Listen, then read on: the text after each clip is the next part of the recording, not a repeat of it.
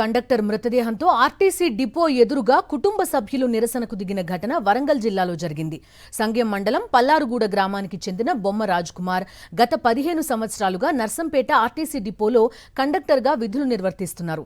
అయితే ప్రయాణికుడికి టికెట్ ఇవ్వలేదని విధుల నుంచి తొలగించడంతో తీవ్ర మానసిక ఆందోళనకు గురైన రాజ్ కుమార్ అధిక రక్తపోటుతో ఆసుపత్రిలో చికిత్స పొందుతూ మృతి చెందాడు.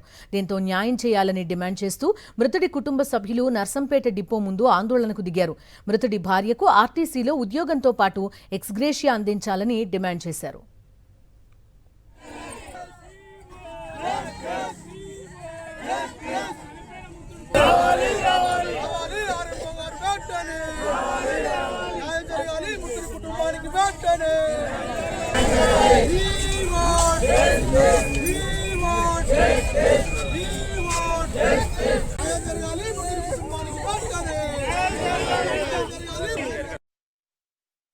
నేను సంవత్సరం డ్యూటీ చేయబట్టి డిపోలా ఇంతవరకు ఏ కేసు లేదు, ఏ మమ్మగినా ఏది లేదు అతనికి. ఫస్ట్ టైం ఇప్పుడు కేసు జరిగింది.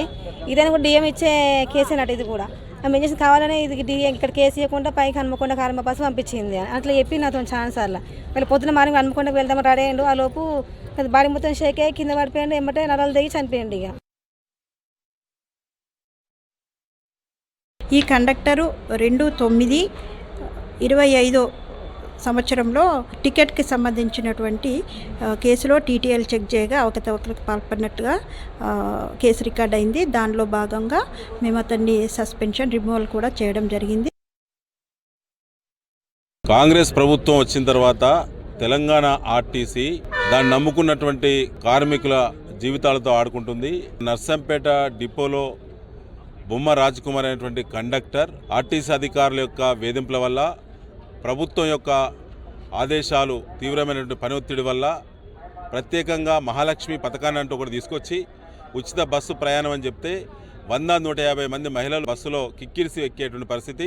చివరికి ఆర్టీసీ డ్రైవర్కు తప్ప కండక్టర్ కూడా సీటు కాదు కదా నిలబడేటువంటి జాగలేని స్థితిలో తెలంగాణలో ప్రయాణం జరుగుతూ ఉన్నది.